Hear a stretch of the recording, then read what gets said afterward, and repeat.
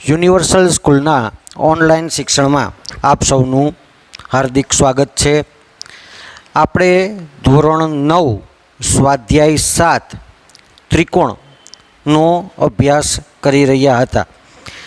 ગઈકાલના લેક્ચરમાં આપણે ત્રિકોણના પાયાના ગુણધર્મોની ચર્ચા કરી કે ત્રિકોણને 3 બાજુઓ, 3 ખૂણાઓ તથા 3 શિરોબિંદુ હોય. ત્રિકોણને કુલ 6 અંગો હોય છે.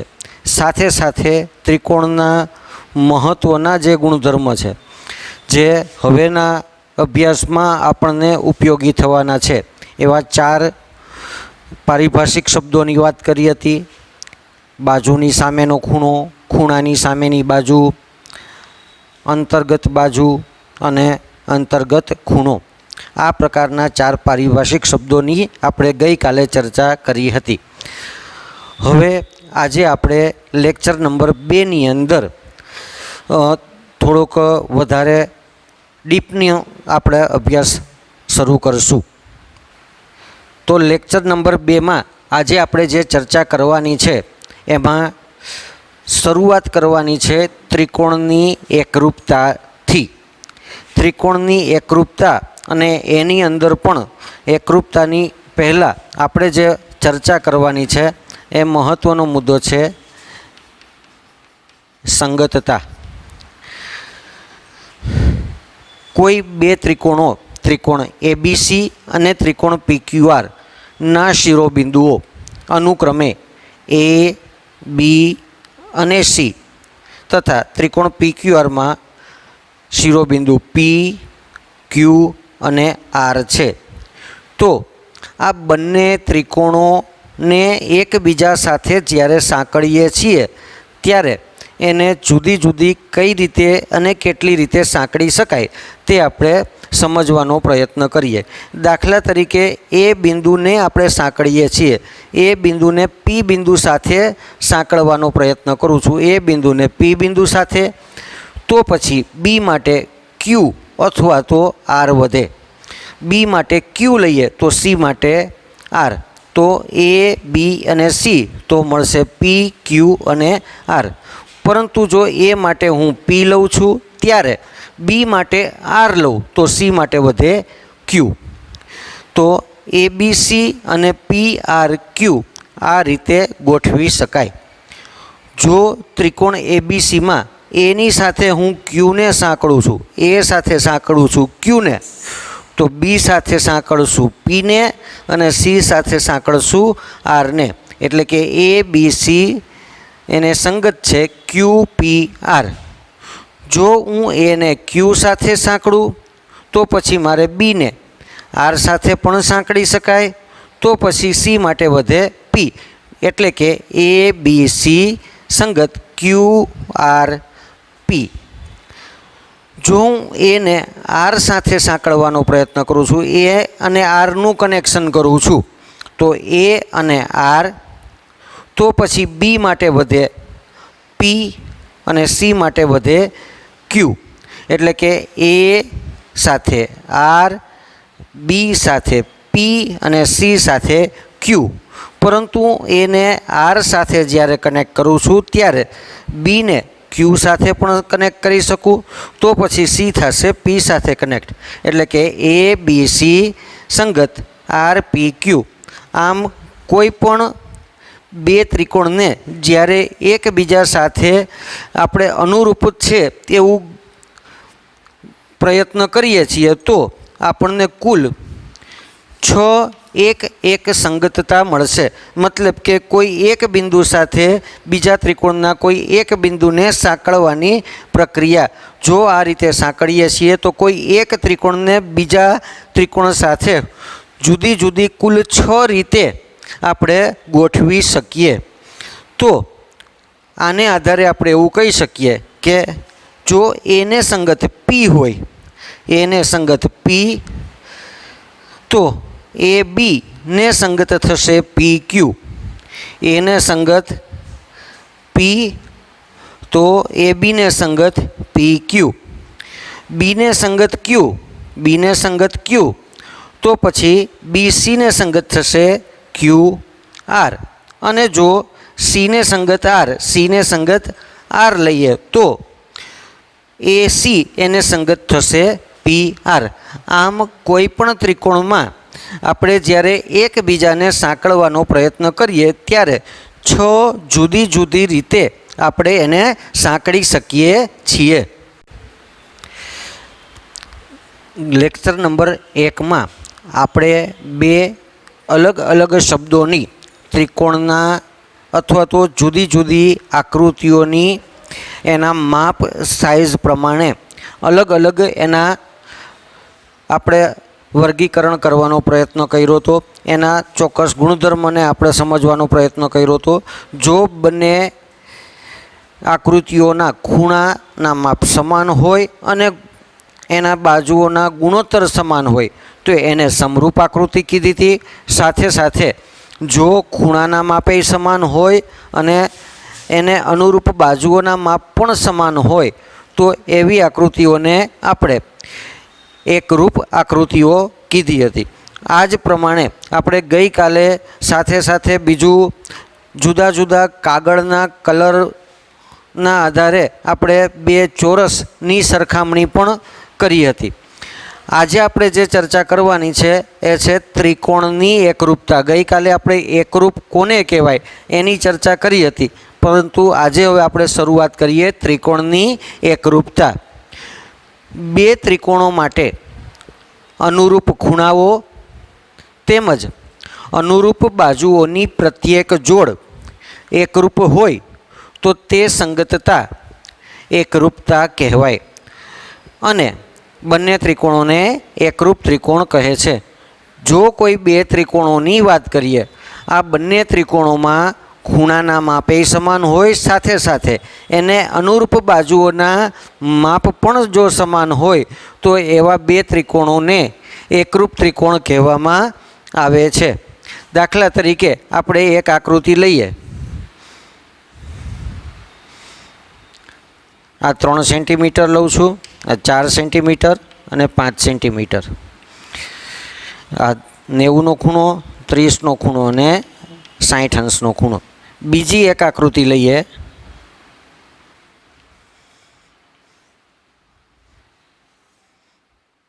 આ 30નો ખૂણો, આ 60નો ખૂણો, આ 90નો ખૂણો. આ માપ છે 5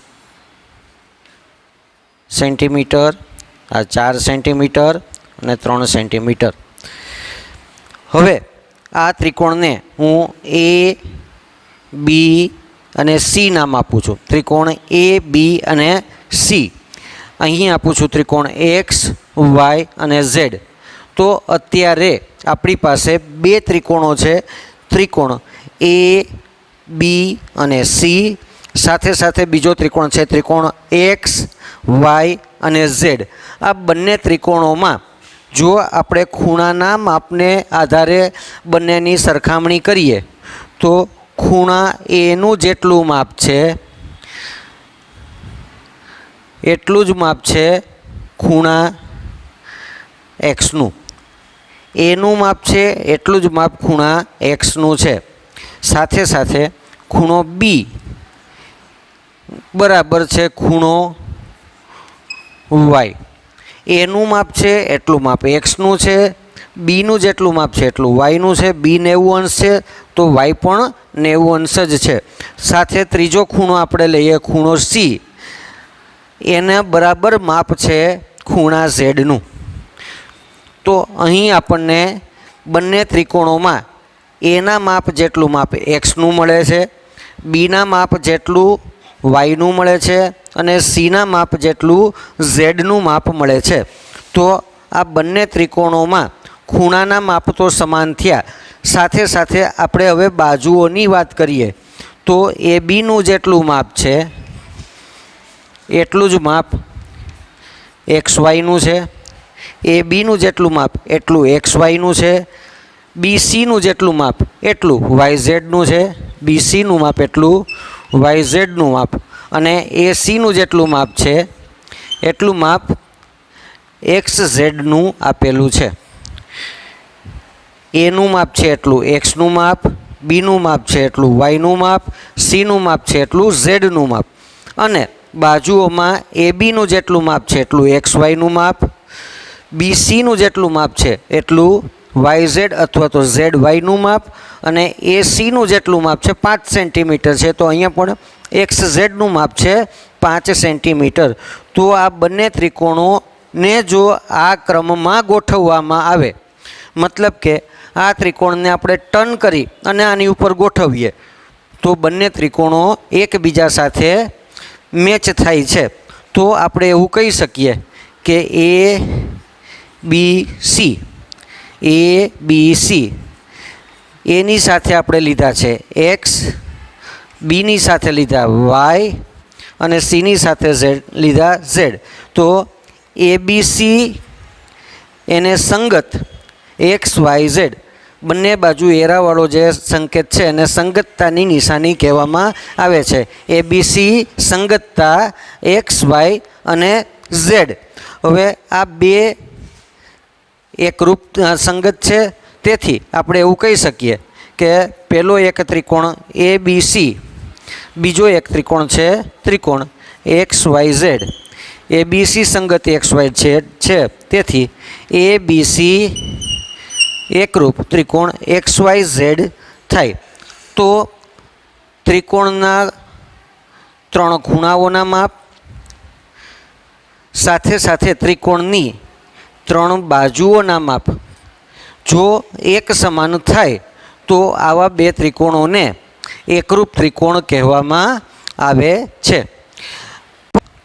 પરંતુ હવે ક્યારેક તમને એવો પ્રશ્ન થાય કે અહીં એબીસી સંગત એક્સ વાય ઝેડની બદલે એબીસી સંગત ઝેડ એક્સ વાય આવું લખી શકાય ખરું? એબીસી સંગત એક્સ વાય ઝેડની બદલે એબીસી સંગત ઝેડ એક્સ વાય એવું લખી શકાય? તો આપણે જોઈએ એની સાથે ઝેડ, અહીં આગળ એની સાથે મળશે ઝેડ, મતલબ કે એ છે 30 અંશનો છે તો ઝેડ છે 60 અંશનો છે. તો ખૂણાઓના માપ અત્યારે આપણને સમાન મળતા નથી. એનું માપ 30 છે અને ઝેડનું માપ 60 અંશ છે. તો આ રીતે આપણે લખી શકીએ નહીં. આ બંને આકૃતિઓ અત્યારે આ રીતે ગોઠવેલી છે, પરંતુ આ આકૃતિને આ રીતે પણ ગોઠવી શકાય. અહીં આવશે વાય, એક્સ અને ઝેડ. તો આકૃતિ ગમે તે રીતે ગમે તે ડાયરેક્શનની અંદર ગોઠવાયેલી હોય, એના ખૂણાઓ સાથે સાથે એના બાજુઓના માપ પણ જો સમાન થાય તો જ બંને ત્રિકોણોને એકરૂપ ત્રિકોણ કહેવાય.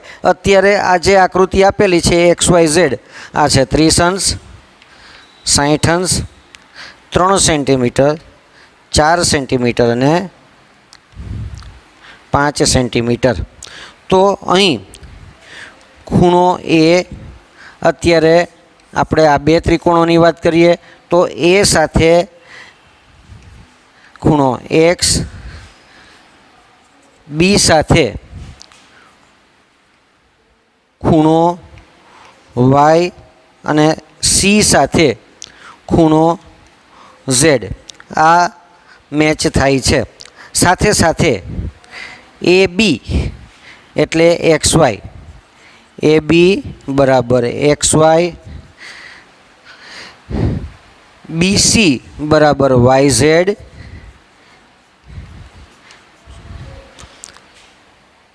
એસી બરાબર એક્સ ઝેડ. તો એ સી બી, હું અત્યારે આ રીતની વાત કરું છું. A C B સંગતતા A C B, તો એને સંગત આપણે જો કહેવું હોય તો એ સાથે આપણે લીધો છે એક્સ, સીની સાથે આવે છે ઝેડ અને બીની સાથે આવે છે વાય. તો આપણી સંગતતા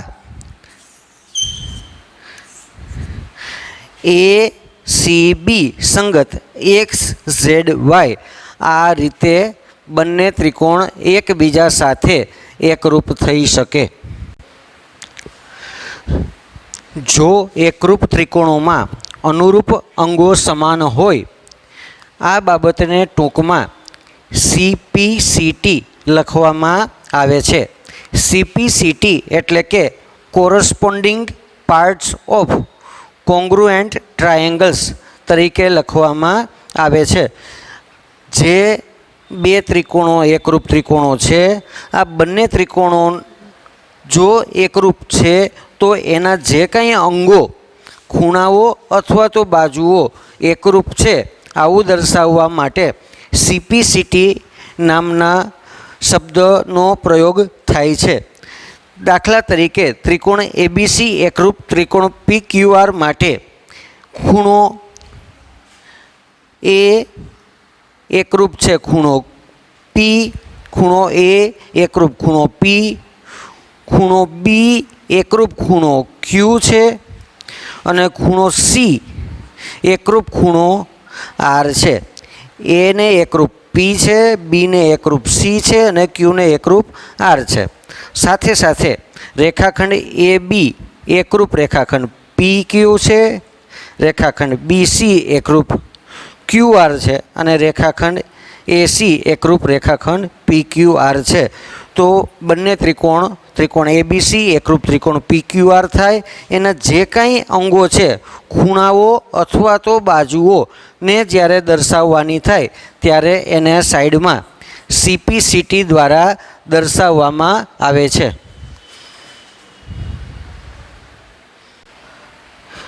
ત્યાર પછીનો ટોપિક છે ત્રિકોણની એકરૂપતાની શરતો. જ્યારે બે ત્રિકોણો એકરૂપ છે તો જુદી જુદી શરતોને આધારે બંને ત્રિકોણ એકરૂપ હોઈ શકે છે. દર વખતે એવું જરૂરી નથી કે બધા જ ખૂણાઓ અને બધી જ બાજુઓ આપેલી હોય.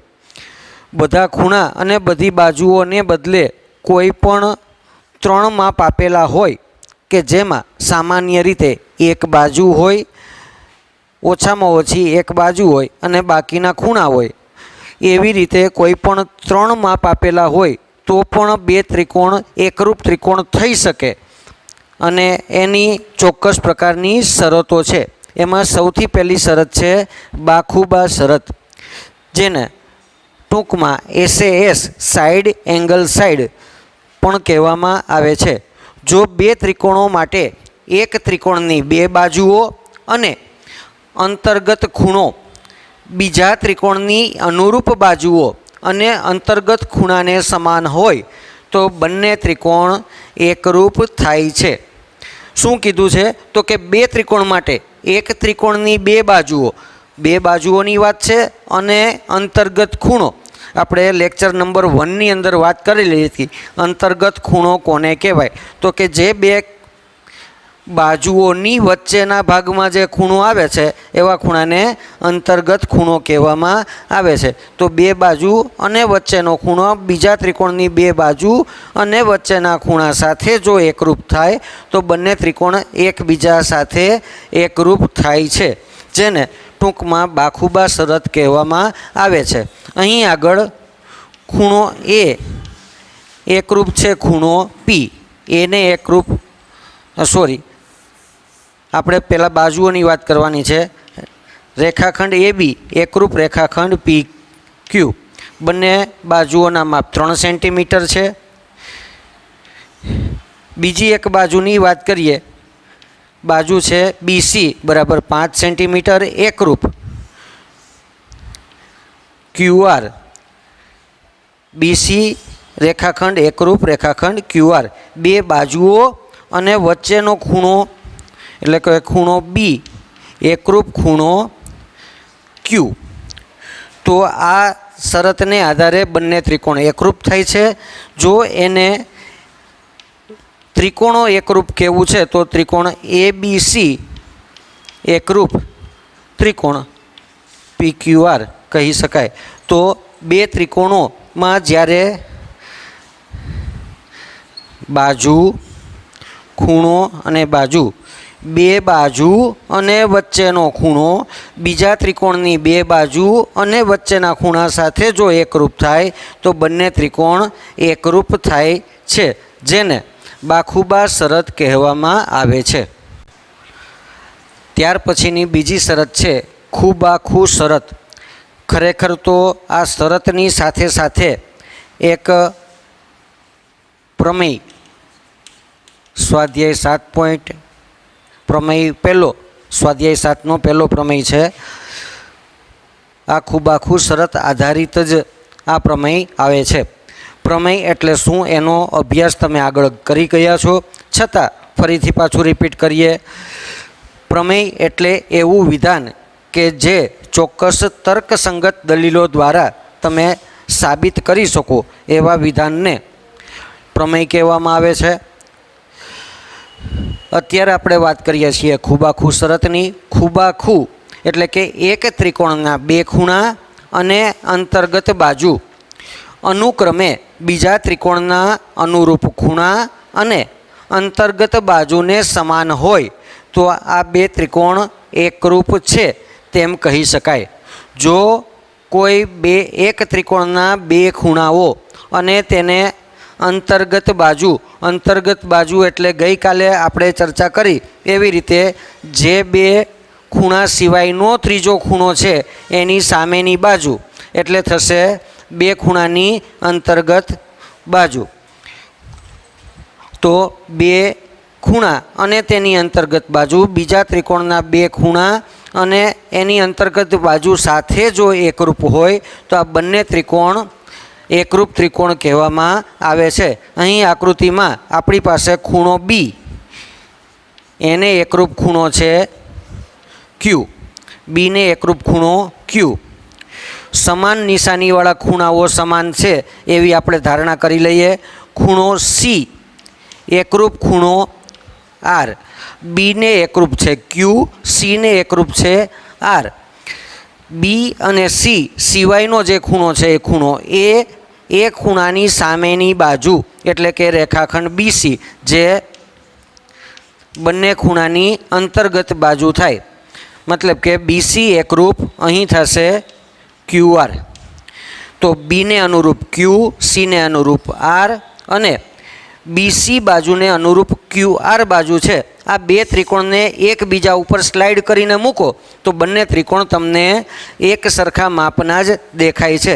તેથી આપણે એવું કહી શકીએ કે ત્રિકોણ એ બી સી એકરૂપ. અહીં આગળ બીને અનુરૂપ છે ક્યુ, બીને અનુરૂપ ક્યુ, સીને અનુરૂપ આર, સીને અનુરૂપ આર. તો પછી એ માટે વધે છે પી. મતલબ કે ત્રિકોણ પી ક્યુ આર, ત્રિકોણ એબીસી એકરૂપ ત્રિકોણ પી ક્યુ આર બંને ત્રિકોણ એકરૂપ ત્રિકોણ થાય છે. અને જે શરત છે એ શરત છે ખૂબાખૂ. મતલબ કે ખૂણો બાજુ ખૂણો, ખૂણો બાજુ ખૂણો. બે ખૂણા અને વચ્ચેની બાજુ બીજા ત્રિકોણના બે ખૂણા અને વચ્ચેની બાજુ સાથે જો એકરૂપ થાય તો બંને ત્રિકોણ એકરૂપ ત્રિકોણ કહેવામાં આવે છે. ત્યાર પછીની ત્રીજી શરત છે ખૂણો ખૂણો બાજુ શરત. મતલબ કે ખૂબા શરત, જેને ટૂંકમાં એએસ કહેવામાં આવે છે, એંગલ અને સાઈડ. જો બે ત્રિકોણ માટે એક ત્રિકોણના બે ખૂણા અને અંતર્ગત ન હોય તેવી કોઈ એક બાજુ અનુક્રમે બીજા ત્રિકોણના અનુરૂપ બે ખૂણાઓ અને અનુરૂપ બાજુ સાથે સમાન હોય તો આવા બે ત્રિકોણોને એકરૂપ ત્રિકોણ કહેવામાં આવે છે, જે ખૂબા શરત અનુસાર એકરૂપ થાય છે. દાખલા તરીકે અત્યારે બે ત્રિકોણ એ બી સી અને ત્રિકોણ પી ક્યુ આરમાં એની સાથે અનુરૂપ ખૂણાની વાત કરીએ તો એ એકરૂપ ખૂણો થાય છે પી. સમાન નિશાનીવાળા ખૂણાઓ સમાન છે એવું આપણે ધારવાનું છે. ખૂણા બીની એકરૂપ ખૂણો છે ક્યુ એ બી, તો ખૂણો એ એકરૂપ ખૂણો પી. ખૂણો બી, એકરૂપ ખૂણો ક્યુ અને અંતર્ગત ન હોય તેવી કોઈ એક બાજુ, અહીં અંતર્ગત બાજુ એ બી થાય અને અહીં અંતર્ગત બાજુ પી ક્યુ થાય, એના સિવાયની કોઈ એક બાજુ, મતલબ કે અહીં અત્યારે આપણી પાસે છે રેખાખંડ એસી, એકરૂપ રેખાખંડ PR, મતલબ કે પેલો ખૂણો, બીજો ખૂણો અને બાજુ, ખૂણો ખૂણો બાજુ, બે ખૂણાઓ અને અંતર્ગત ન હોય એવી કોઈ એક બાજુથી બનતા જે જોડ છે એને આપણે ખૂણો ખૂણો બાજુ કહીએ છીએ. આ ત્રિકોણને જો એકરૂપ કરવા હોય તો ત્રિકોણ ABC એકરૂપ, એને અનુરૂપ છે P બીને અનુરૂપ છે, Q Cને અનુરૂપ છે R, તો ત્રિકોણ ABC એકરૂપ ત્રિકોણ PQR ને કરતાં આપણને ખૂણો ખૂણો બાજુ શરત મળે છે. તો ત્રણેય શરતોને ફરીથી પાછી આપણે એક વખત રિપીટ કરી નાખીએ. ત્રણ શરતમાં સૌથી પહેલી શરત હતી બાખુબા શરત, મતલબ કે બાજુ, ખૂણો અને બાજુ. એક ત્રિકોણની બે બાજુઓ અને તેની વચ્ચેનો ખૂણો, મતલબ કે અંતર્ગત ખૂણો, બીજા ત્રિકોણની બે બાજુ અને વચ્ચેના ખૂણા સાથે જો એકરૂપ હોય તો બંને ત્રિકોણ એકરૂપ ત્રિકોણ થાય છે. અને આ શરતનું નામ હતું બાખુબા શરત. ત્યાર પછીની બીજી શરત હતી ખૂબાખૂ શરત, મતલબ કે ખૂણો બાજુ અને ખૂણો શરત. ખૂણો બાજુ અને ખૂણો, એક ત્રિકોણના બે ખૂણા અને અંતર્ગત હોય તેવી એક બાજુ. અહીં ખાસ ધ્યાન રાખવાનું છે ખૂબાખૂ એટલે બે ખૂણાની વચ્ચે જે બાજુ આવે છે તે બાજુની આપણે વાત કરીએ છીએ. ખૂણો બાજુ ખૂણો, એક ત્રિકોણના બે ખૂણા અને અંતર્ગત હોય તેવી એક ત્રિકોણ બીજા ત્રિકોણના અનુરૂપ ખૂણા અને અંતર્ગત બાજુ સાથે જો એકરૂપ થાય તો બંને ત્રિકોણ એકરૂપ ત્રિકોણ થાય છે, જે ખૂબાખૂ શરત અનુસાર થાય છે. ખૂબાખૂ શરત એક પ્રમેય છે, પ્રમેય 7.1, જે આપણે નેક્સ્ટ લેક્ચરની અંદર ચર્ચા કરવાના છીએ. ત્રીજી જે શરત છે એ શરત છે ખૂબા શરત, મતલબ કે ખૂણો ખૂણો બાજુ શરત. એક ત્રિકોણના બે ખૂણા અને અંતર્ગત ન હોય તેવી એક બાજુ બીજા ત્રિકોણના અનુરૂપ ખૂણા અને અનુરૂપ બાજુ સાથે જો એકરૂપ થાય તો બંને ત્રિકોણ એકરૂપ ત્રિકોણ થાય છે. શરત નંબર 2 ખૂબાખૂ, એમાં અંતર્ગત બાજુ આવે છે, જ્યારે શરત નંબર 3 ખૂબામાં અંતર્ગત ન હોય એવી એક બાજુ આવે છે, જેની ખાસ કાળજી રાખવાની છે.